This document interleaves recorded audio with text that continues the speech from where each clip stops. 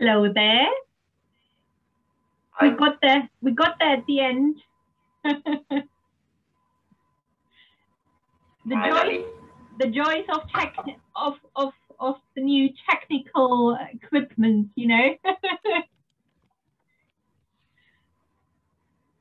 How are you? So, uh, uh, wonderful. First of all, I felt that you might have forgotten because this was like scheduled before more than a Yeah, week, yeah. and you must be, I mean, handling too many things at a time. So I thought that let me just send you a reminder, like are we going up for this, or otherwise, I can plan something else.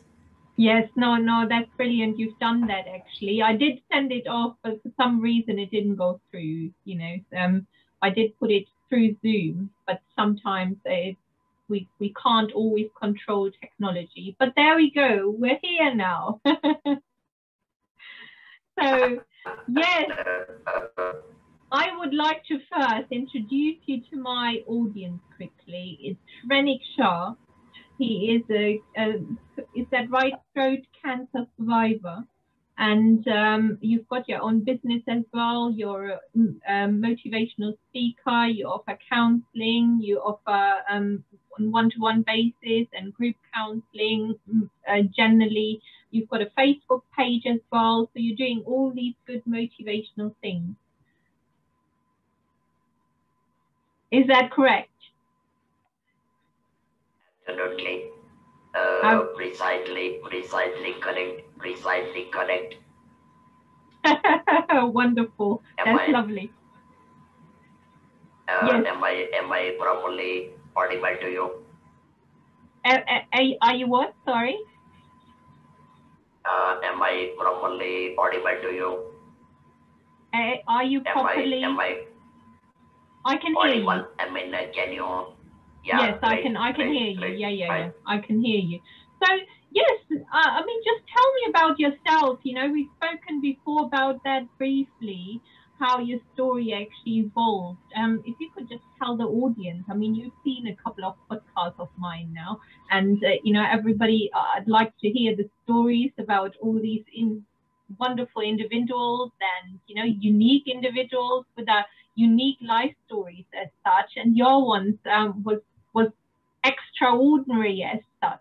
It was very interesting to see how you actually defeated cancer, which is such a big thing for a lot of people. A lot of people get down and they don't know how to find the motivation, but you just always glow. I mean, you've been in the press as well, and you've actually defeated, not just defeated everything, but excelled. So tell me about your story. Yeah, I mean, I'm equally excited. Let me tell you that I am younger than you. I am only 24. You're I only am as only young as you 20. feel. So I am only 24, married, having a family of wife, two sons, two daughter-in-laws, and two grandsons. And yes, I am definitely not a candidate for the marriage. So I mean, young girls, stay away from me. And you're also funny. I love that. So how many proposals did you have then? See, it is always said that once you start counting, like 1 2 5 10, then numbers are going down. So I prefer not to count the number of proposals at all. I mean, let it come. It's It just is AI. countless. It's just countless. It keeps coming. Yeah, so I am just simply adding this proposal in my add account every day. So it's It helps. It fighting. helps. It helps your ego to boost up. Oh, that's good. That's good. Now, tell me about yourself. Your Well, story would be fascinating to know, especially for a lot of people who need that kind of motivation, who are going through all of this. I think so. See, one thing I would like to mention somewhere is, there are too many members on LinkedIn and various social media like, Facebook, Instagram, and Twitter and whatnot.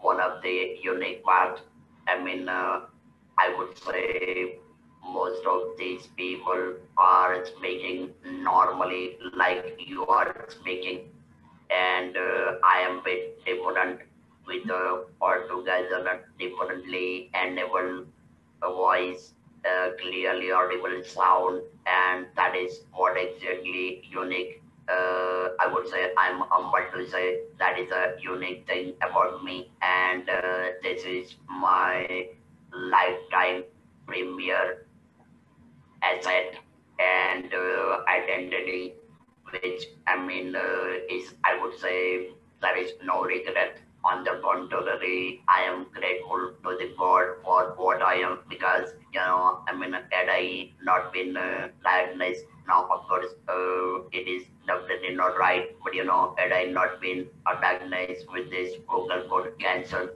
I would have been all the time 100% family man, businessman, always, I was kind of an introvert, not, interacting with too many people except my business partners or my customers the world over.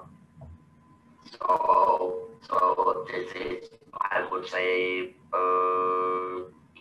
sometimes people may not accept or may not like, but I would say this voice, I would say, is a kind of a blessing in disguise. Otherwise, people would have not known me, and fortunately, now too many individuals, known, unknown faces world over, they know me, who I am.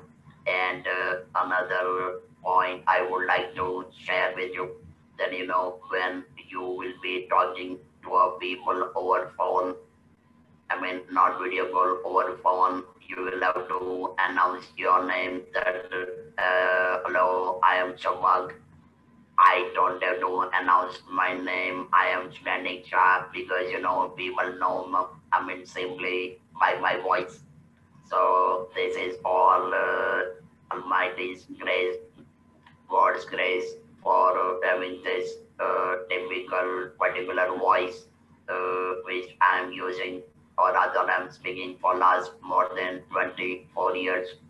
I would like to ask one simple and straight question. Imagine that you have been told that you have to arrange a podcast, or rather you have to speak, say for an hour or two or whatever, and the moment you want to start speaking and voice is not coming out, what will be the frustration, what will be the anger, what will be the depression and whatnot? Tell me. Absolutely. It would be a lot of anxiety involved. You don't know what to do. You start sweating, you start having hot flushes, all these kind of things, and you become flustered. You start questioning yourself. Why is it not coming out? What is exactly happening? And that is why your story is so fascinating, because I can't see any frustration. And surely you would have gone through some frustration, because initially when you lose these kind of abilities, which we take for granted in general, we do take it for granted. We don't even think about how much of a gift it is to have a voice. But if you can then go through all these traumatic experiences and then come out on the other side and embrace what you have and actually celebrate that, which you're doing in your way, that is fantastic. And that is what makes you unique. Surely it does make you unique, because you're actually not lingering or bickering about life's tragedy, which has given to you, but you're actually celebrating what you're gaining from that. And you're surely right. The way how you're unique, you might have not been if you just lived a normal life like everybody else. and that's remarkable to see as such, but we're still not at your story. That's very good to motivation which you've given us. I'm still waiting eagerly to hear about your story.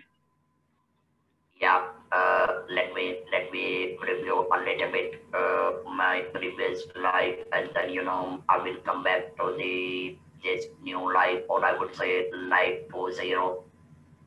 So I would say life 1.0. I was 100% businessman and family man, right from 1985 till 1996. That is 11 years. I was traveling globally. I would say there were more than 200 overseas trips. I've been to 36 countries: the South America, US, Africa, I mean West Africa, North Africa, Middle East, South Asia, and things are like this. And Can I just the quickly interrupt one you? Can I just quickly interrupt you while you was traveling all these countries? Was that on a business basis or was that privately? If it was business, if you could just explain what you was doing. well, yeah, yeah, of course. See, uh, all these 200 trips were absolutely business trips. And yes, I am into colors business. Colors means for a dyeing like textile, dyeing leather, paper, producing ink, etc. So I mean, I would say indirectly, for a long time I have been adding colors in the life of the people. It could be textile, it could be leather, it could be paper, ink, plastic, and stuffs like that. So we were exporting these colors worldwide, and I was traveling for export promotion, business promotion, and another say. I mean, of course, I will be speaking about my courage about this life 2.0. But when people were scared traveling, particularly in South American countries, uh, back in 1985, I was traveling to South America, entire South America for a business promotion.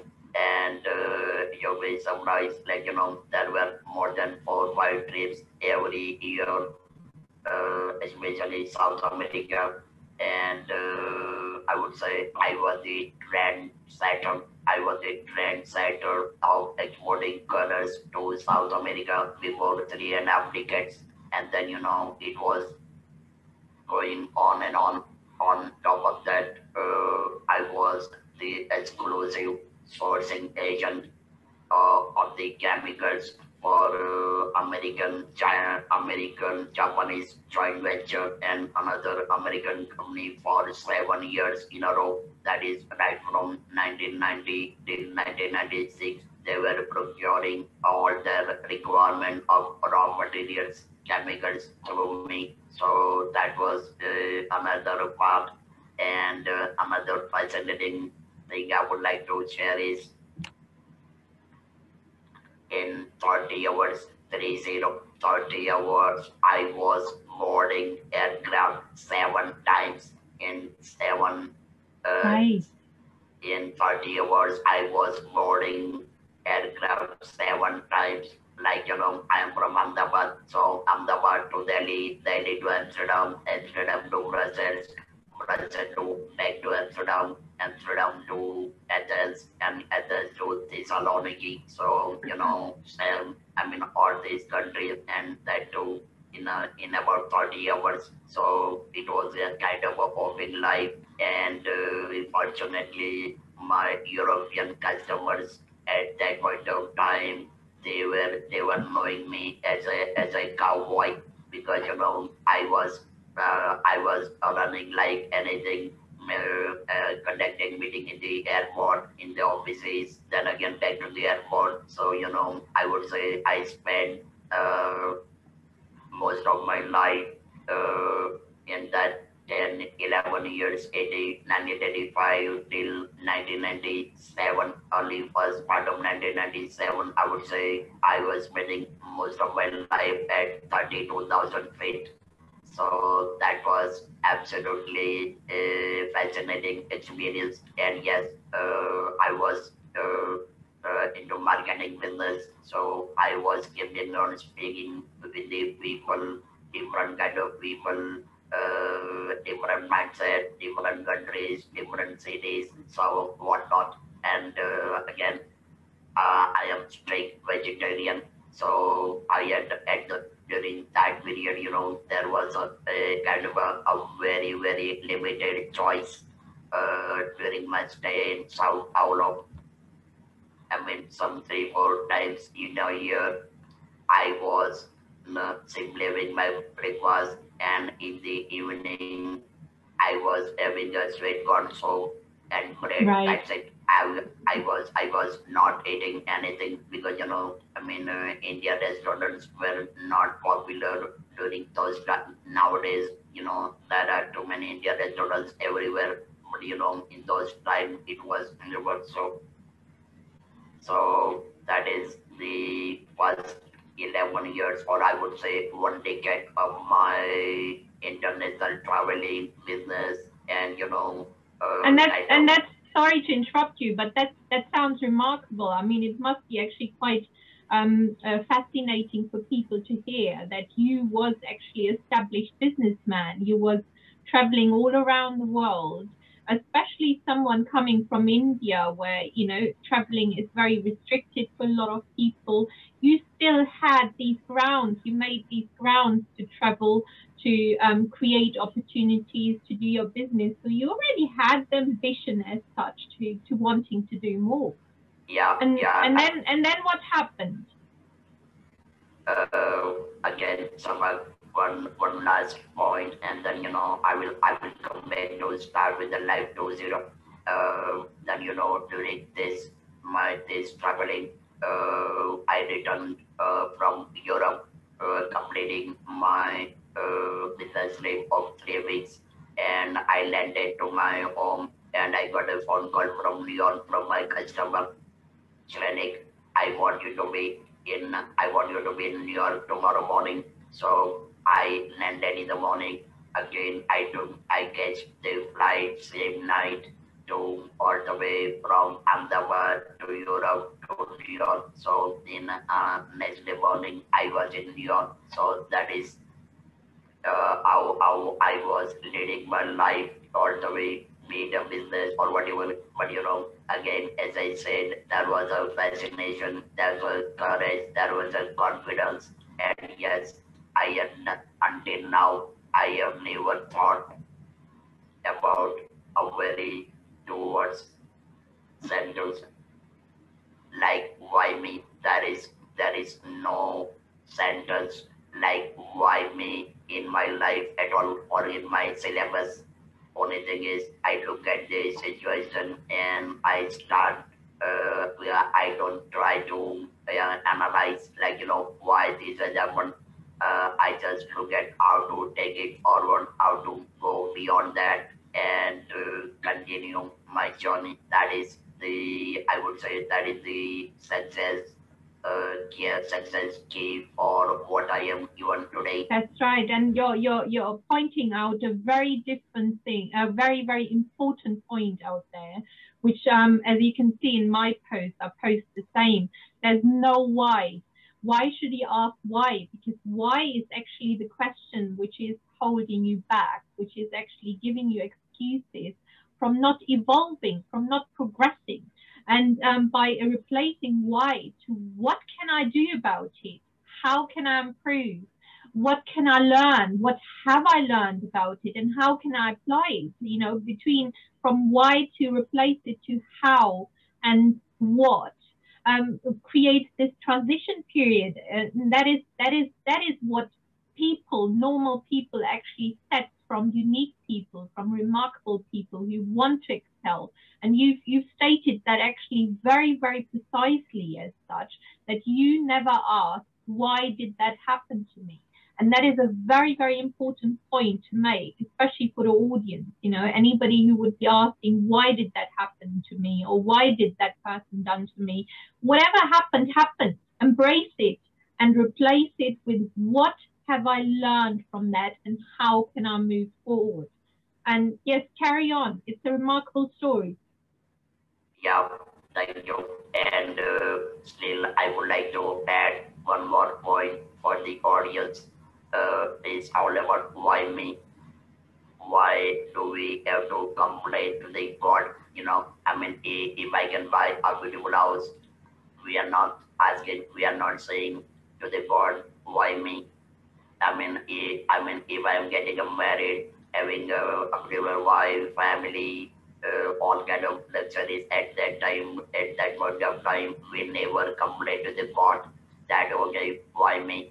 But if something goes wrong, then then you ask the question like why me? That should not be the approach. And once you get out of that specific approach of why me, or rather you delete or trash that word why me in your life, that is the first step towards success. That is the first step towards success. That is the first step for adding momentum in your life. That's right. Absolutely. You said it really, really precisely. And the audience need to know about that, that why me is not creating any benefit for yourself. The one, how you move forward from that and what do I do about it, that's how you progress from that. And you've shown that clearly, fascinating, in your story. And that's how you create the willpower, because what is going to happen if you keep asking the why question? Nothing really. It's just stopping you in your line. It's just stopping you in your life as such. And you actually engulf yourself then in self-pity, which then has impact on your mental health, and it just becomes a cycle, a vicious cycle where you roll on from one to another.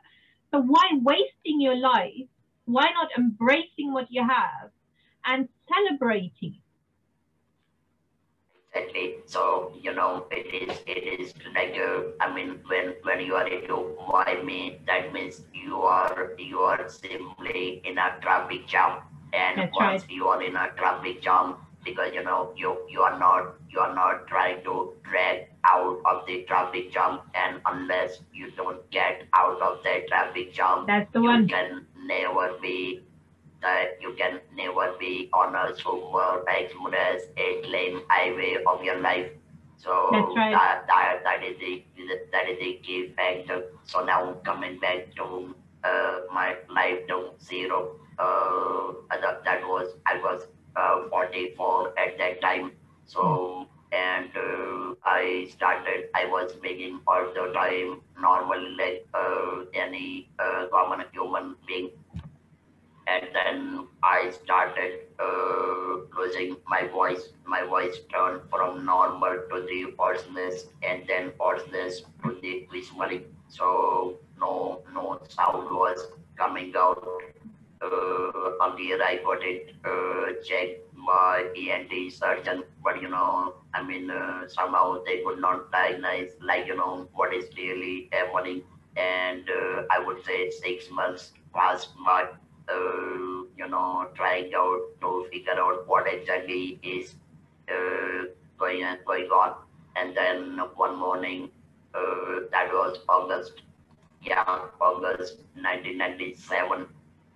One morning, I started bleeding in my cough, and yes, with my wife, I went to see my physician, and the moment I said that I had a blood in my mouth, he said, "Hold on now, I want you to go to the cancer surgeon right away."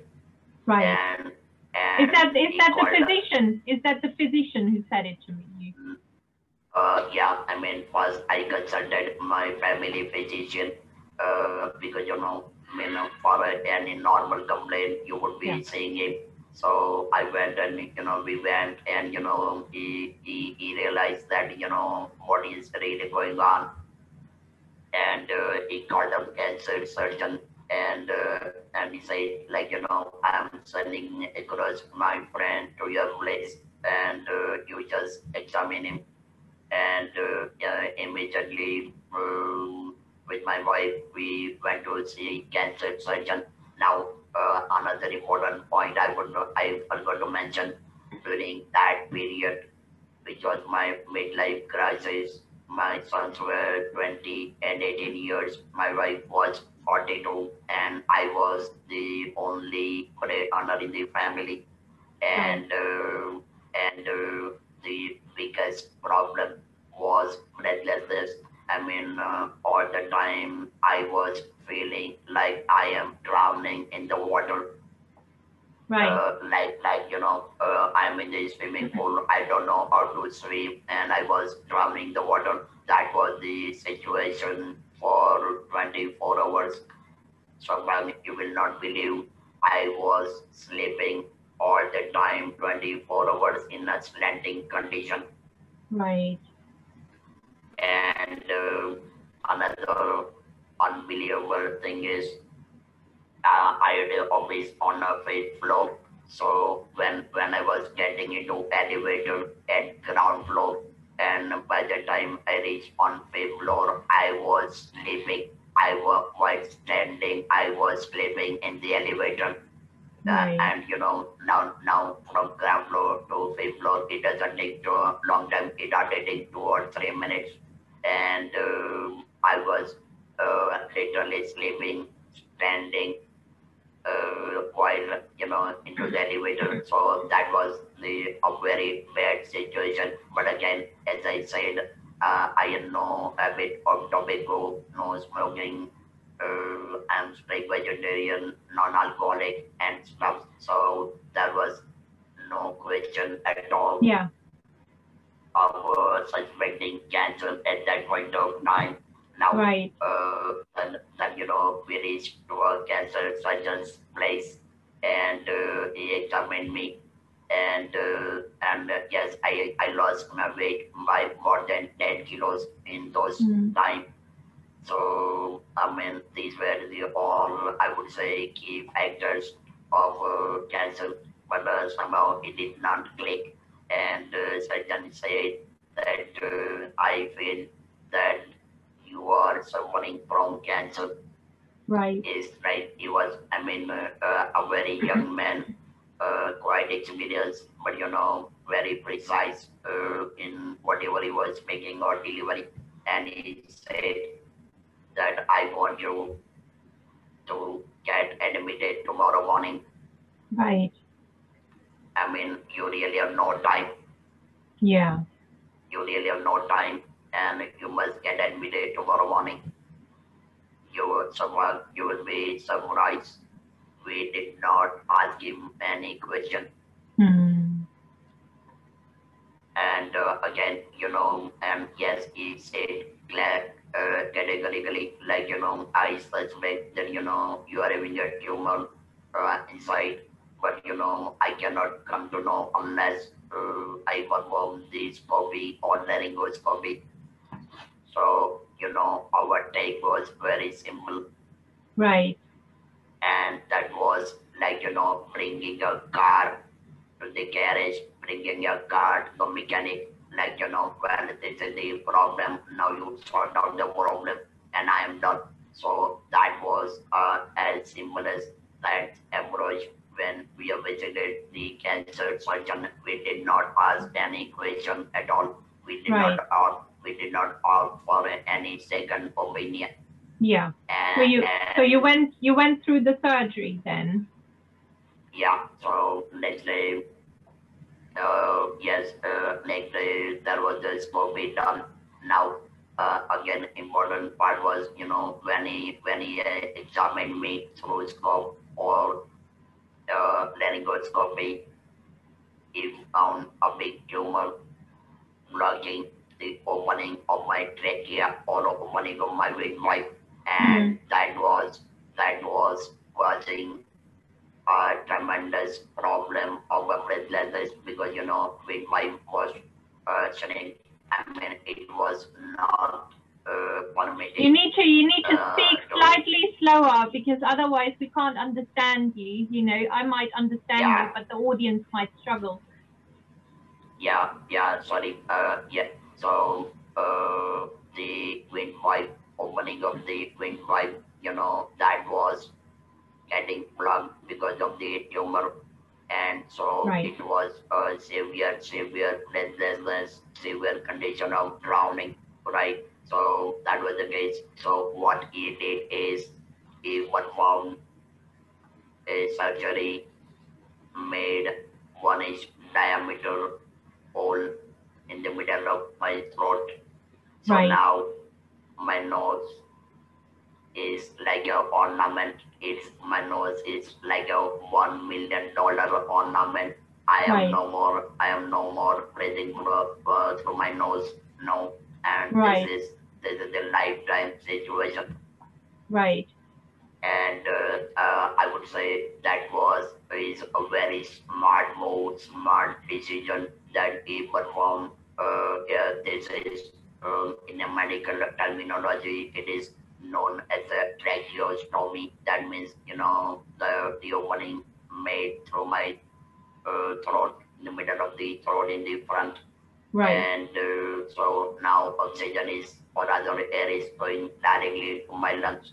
So that was one thing. And then he performed biopsy.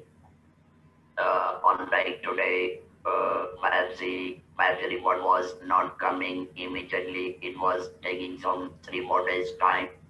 And somehow by that time report came, the pathological report came. It was stage 4A. right, It was in the last stage ever. And so even one wide field opening on both sides. I was cut from this side, it was cut from this side, and then wounded got were removed. And a week later, I was released from the hospital.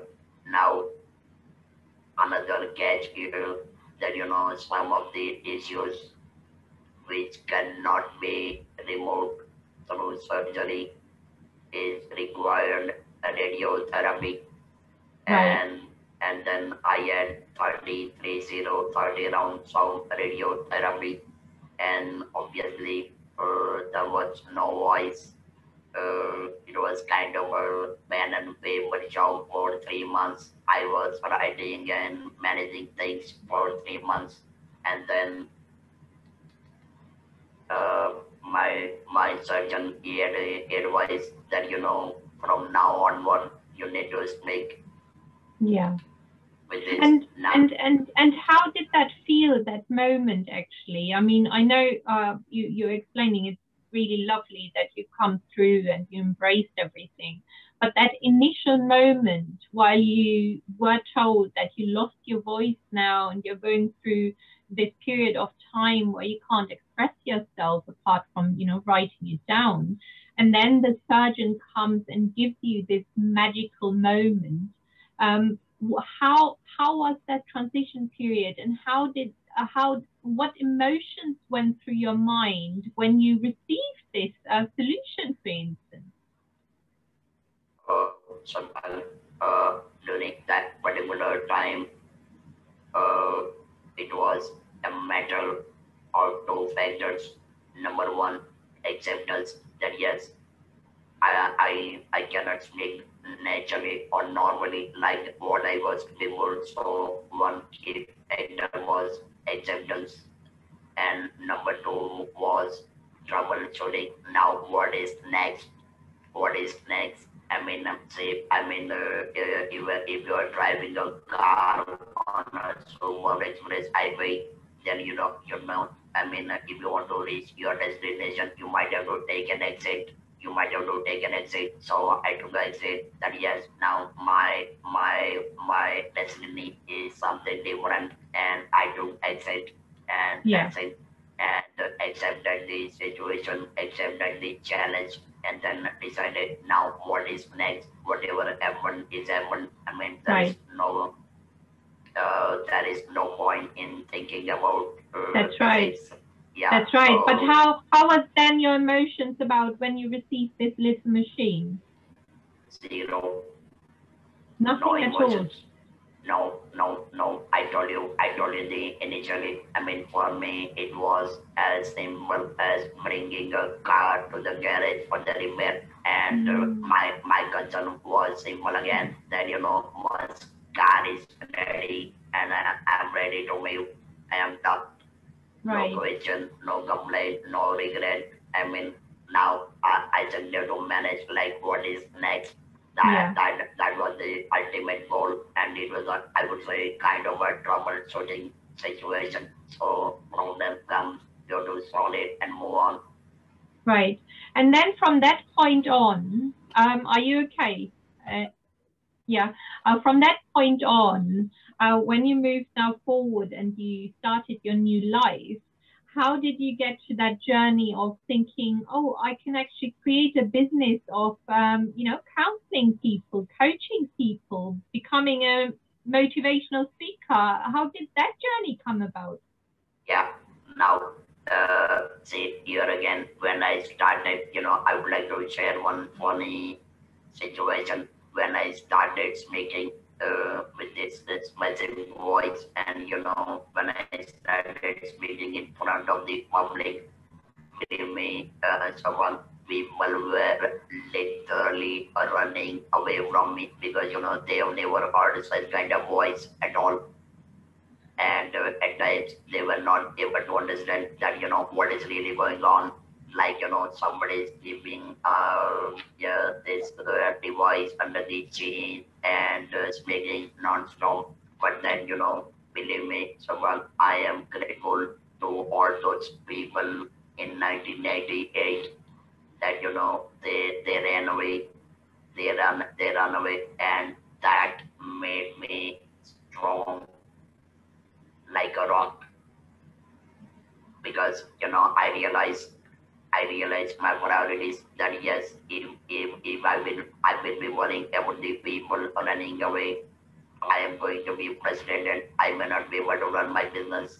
I may not be able to communicate with my family. So without looking back, it was kind of relentless pursuit of starting life to zero with altogether different voice, differently enabled sound.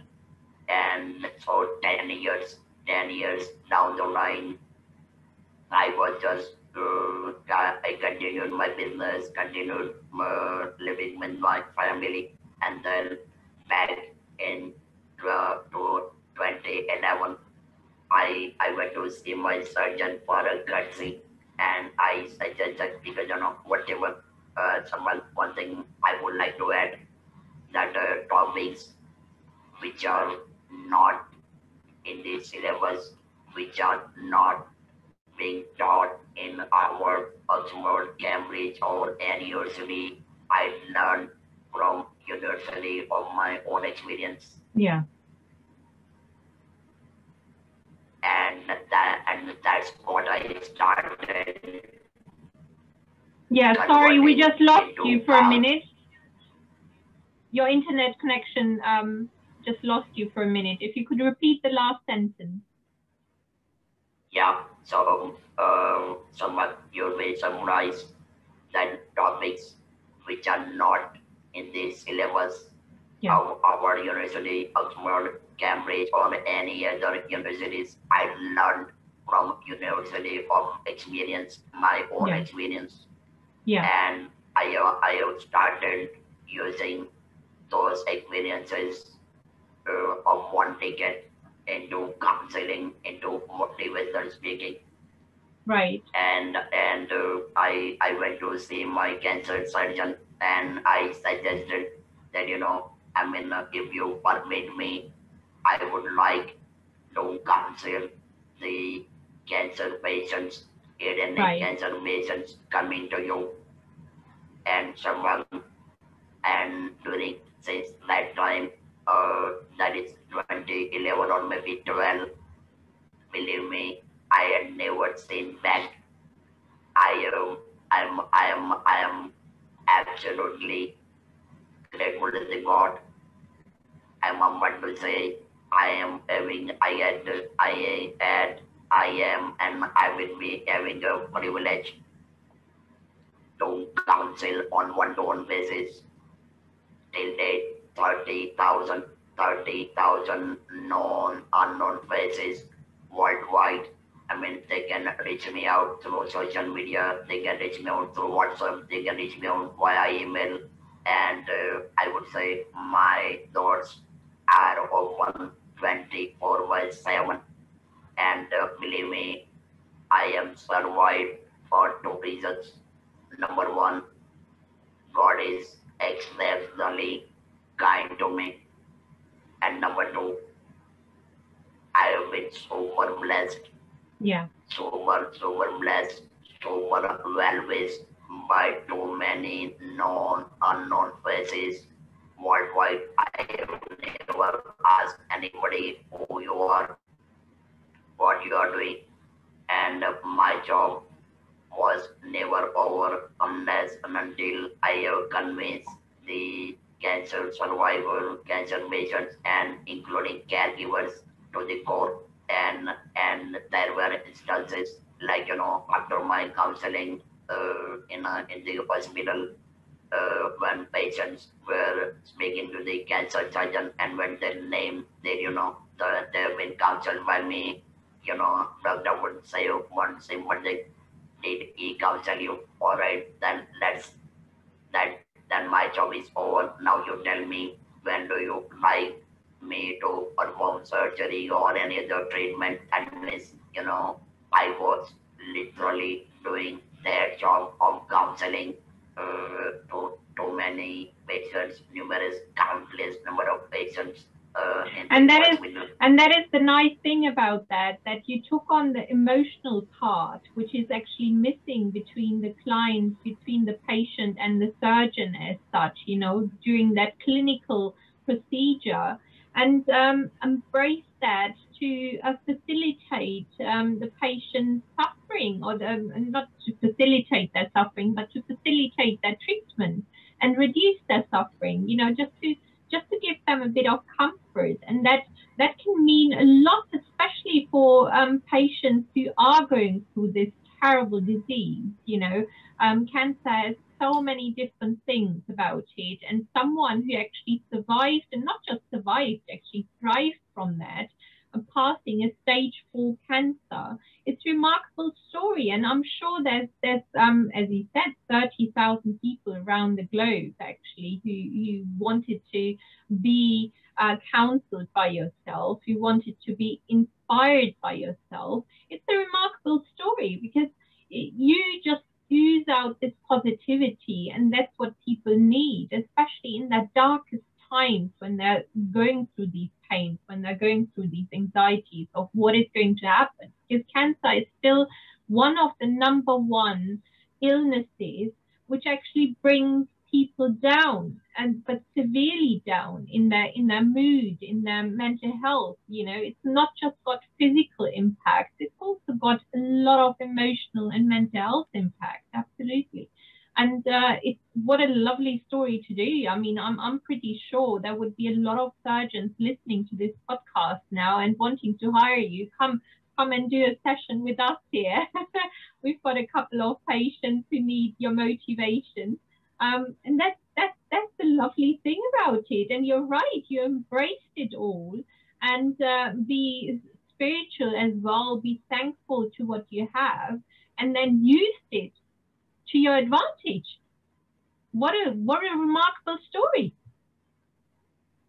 I think so, but as I said, it is all God's grace, and yes, I mean, it was, beyond my spirit. And one more point which I would like to add is, every single counseling, every single talk show, it's like for me, these talk shows are like a V2 engine, V2 engine. That means I am adding momentum. I'm adding momentum in my life like a V2 engine. I mean, I would say I am always like in a constant seatbelt. I am always ready to take off. And yes, I have one dream that I would like to make my life like a 380, 300.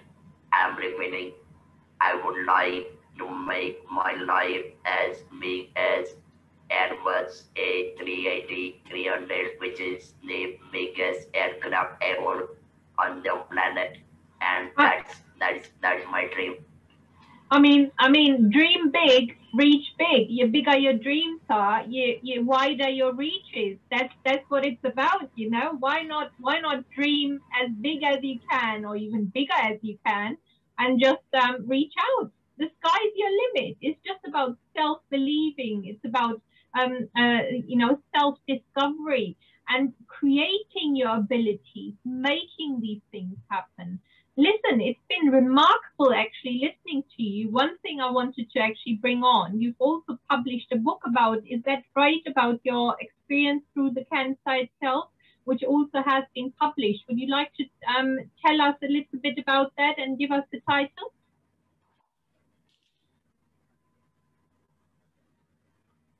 Look at this. It's on your name, Shaheen Shah, and you're talking about your story. Lovely. Lovely, wonderful. It's nice to see for the audience, you know. Is it available on Amazon? Yeah, it is available on Amazon worldwide, and you will find as many as 30 testimonials in the book. I mean, testimonials in a original form from people of different walks of life from US, UK, India, students, doctors, cancer survivors, caregivers. I mean, too many. And yeah, please. And that's fantastic to know. The only thing which I wanted to add is I think a lot of people would be inspired about that, because everybody can see your energy, they can see your positivity as such, and it just shows that no matter what you go through, that there's always light behind the tunnel, light after the tunnel. You know, you just have to spot it. As long as you spot it, you can move forward, you can thrive regardless of what you go through. And stage 4 cancer is a serious thing. It's a really serious condition to have to get to that stage, which is, you know, the final stage as in medical terms, in clinical terms. And often people don't feel they can survive through that. But you have made it through, and not just made it through, you actually completely embraced it and did not even question one thing about that. And that's a remarkable story to show the world. And I'm hoping that, you know, after listening to all this podcast now, that people will pick up the app on Amazon and buy your book and get inspired by yourself. We need more people like you in the world. It's so lovely to have. Thank you so much.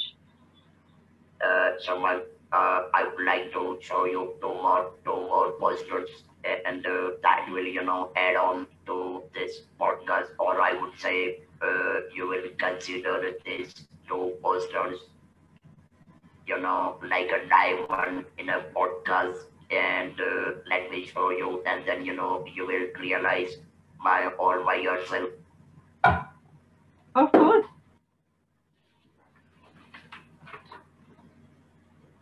Wonderful. Yes, I think you did send me that article, did you? Or I've seen it somewhere. I can remember that picture. If you would like to send me this article over to me on LinkedIn, then I will just add it to the podcast as a link, and then people can find it. That would be actually lovely. I think it's a remarkable story to know. Yeah, but someone, this is only a beginning. Let me show you something even more fascinating. Right.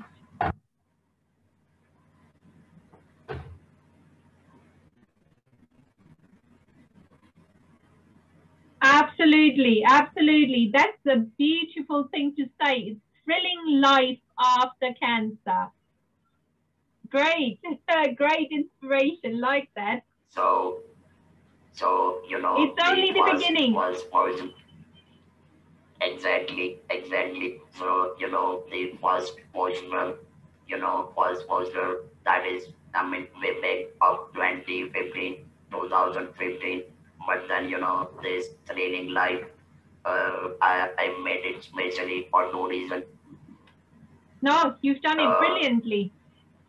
yeah, so two reasons. Number one was my biography, that is world first. I mean, as a broken code cancer survivor, it is Yeah, a world first, number one. And number two,